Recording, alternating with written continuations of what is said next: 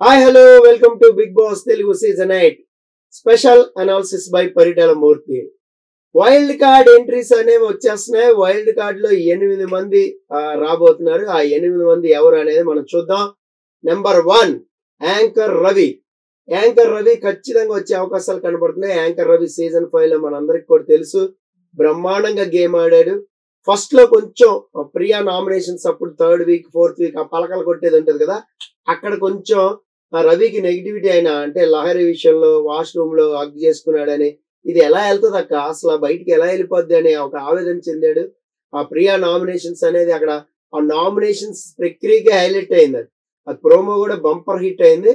So అక్కడ రవికి కొంచెం నెగిటివిటీ అనేది వెళ్ళింది. అలాగే బయట కొంచెం పర్సనల్ గా టార్గెట్ చేసి చాలా మంది కామెంట్స్ చేయడం అదంతా కూడా జరిగింది. కానీ ఎప్పుడైతే రవి ఎలిమినేట్ అయిపోయాడు, అనూహ్యంగా ఒక సంబంధం లేని టాస్క్ లో సో ఒక ఆ పాస్ ద్వారా ఎలిమినేట్ అయిపోయాడు. అక్కడి నుంచి కూడా ఎలిమినేషన్ ఆ పాస్ ద్వారా ఎలిమినేట్ అయిపోయాడు.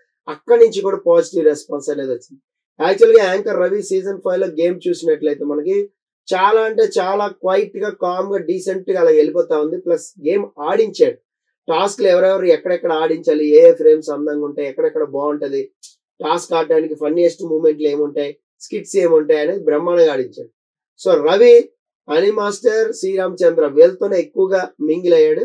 సో మానస్, సన్నీ వీళ్ళతోనే కొంచెం ఉన్నాడు కానీ అంతగా లేడు. వాళ్ళు అంతగా లేడు. కాజల్ కొంచెం చెప్పాడు, కాజల్ కొంచెం టీచ్ చేస్తుంటే వాళ్ళిద్దరికి టామ్ అండ్ జెర్రీ ఫైట్ కూడా అయింది. సో యాంకర్ రవి సీజన్ 5 లో తన మార్క్ అనేది వేసాడని చెప్పాలి. ఇప్పుడు వైల్డ్ కార్డ్ ద్వారా వస్తే మాత్రం గేమ్ ఎలా చేంజ్ చేస్తాడని చూద్దాం. నెక్స్ట్ ముక్కు అవినాష్ సీజన్ 4 లో మనందరికీ తెలుసు, బ్రహ్మాండంగా ఒక జోకర్ గెటప్ లో ఒక స్టోర్ రూమ్ నుంచి వైల్డ్ కార్డ్ ఎంట్రీ ఇచ్చాడు. ఫస్ట్ వీక్ అయిపోయిన తర్వాత సెకండ్ 3rd వీక్ లో ఏదైతే రోబో టాస్క్ వచ్చిందో ఆ టాస్క్ లో బ్రహ్మాండం అంటే బ్రహ్మాండంగా మనోడు హైలైట్ చేశాడు. ఏది రోబో టాస్క్ ని అక్కడ బయట గార్డెన్ ఏరియాలో కూర్చున్నప్పుడు మాటల్లో పెట్టి అమ్మ రాజశేఖర్ మాస్టర్ ని నైస్ గా ఛార్జింగ్ తీసేయడం అనేది ఆ ప్రోమో ఇప్పటికి సజెషన్ లో వస్తూ ఉంటది చాలా మందికి. ఎవరైనా మిస్ అయ్యింటే ఆ ప్రోమో చూడండి. సో ముక్కు అవినాష్ రోబోట్ టాస్క్ అంటే ఆ ప్రోమో వచ్చేస్తుంది. సో ఆ ప్రోమో అనేది హైలైట్ అంటే హైలైట్ ఆ సీజన్ కి. సో ఆ సీజన్ లో తన మార్క్ అనేది వేసాడు. సో మోనల్తో ఆ ఇంటరాక్షన్ ఉండడం కానీ, అలాగే మీకు స్టేజ్ మీద నోయల్ ఫుల్ క్లాస్ వీకాడు ముక్కు అవినాష్ కి అమ్మ రాజశేఖర్కి. మీరు ఒకసారి ఒంటికాల మీద నుంచండి, ఆ ప్రోమో కూడా దద్దరిల్లిపోయింది. సో ఒక్క నిమిషం నుంచోలేకపోయారు, మీరు నా మీద జోకులు వేస్తారండి మాస్టర్ అని నోయల్ ఫుల్ కడిగి పడేశాడు.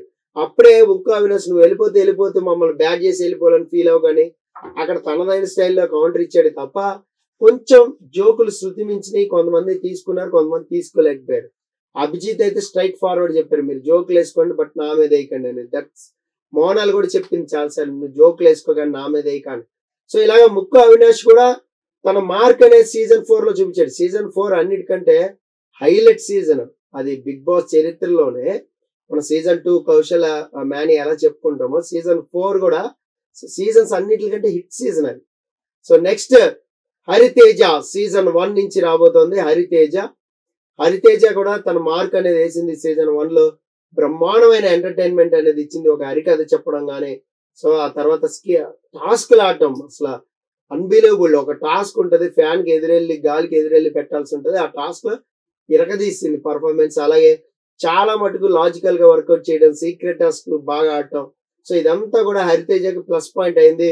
ఆవిడ టాప్ 5 లో టాప్ 3 కంటెస్టెంట్ అంటే చూడండి ఏ రేంజ్ లో గేమ్ ఆడిందని. సో చాలా ఫాలోయింగ్ అనేది, అన్ఎక్స్పెక్టెడ్ ఫాలోయింగ్ అంటారు కదా, అది వచ్చింది సీజన్ 1 లో. చాలా మంది చూసి ఉండకపోవచ్చు సీజన్ 1. నేను సీజన్ 1 నుంచి చెప్తున్నా కాబట్టి గేమ్ అనేది తెలుసు. నెక్స్ట్ రోహిణి సీజన్ 3 నుంచి రాబోతుంది. మనకు తెలుసు సీజన్ 3 లో తను పార్టిసిపేట్ చేసింది. అప్పుడు సమ్మోర్ ఒక అనూహ్యమైన నామినేషన్ వల్ల సైడ్ కి వెళ్ళిపోయి నామినేషన్ లోకి వచ్చేసి ఎలిమినేషన్ అనేది అయిపోయింది సడన్ గా.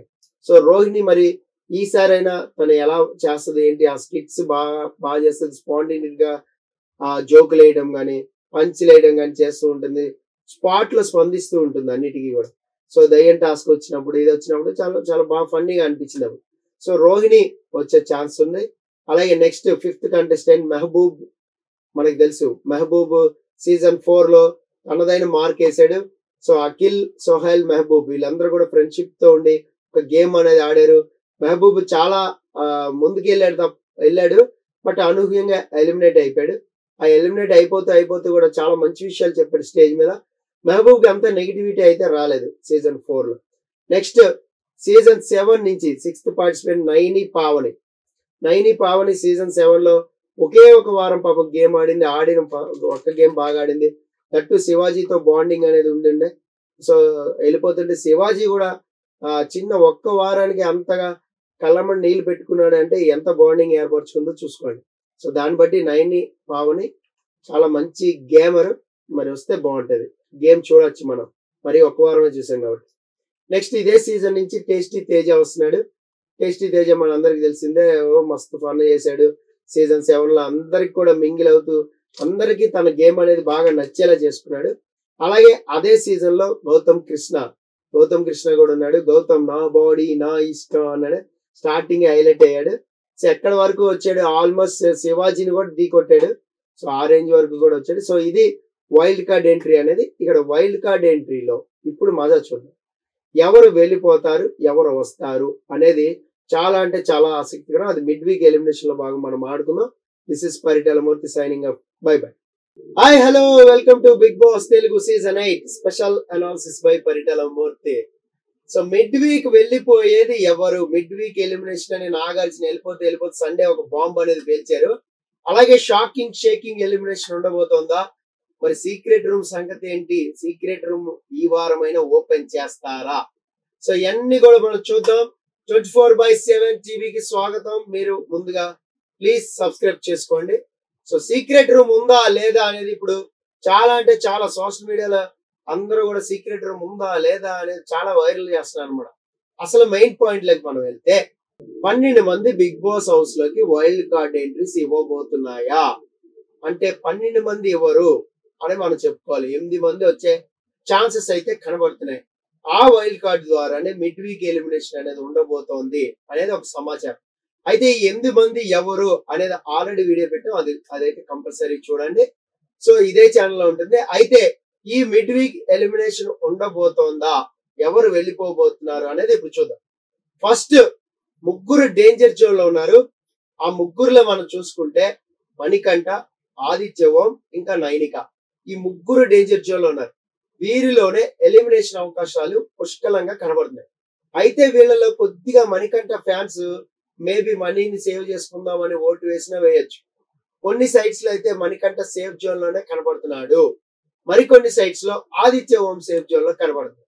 అయితే నైనిక మాత్రం ఎక్కడ సేఫ్ జోన్ లో లేదు. సో బాటమ్ లోనే కనబడుతుంది.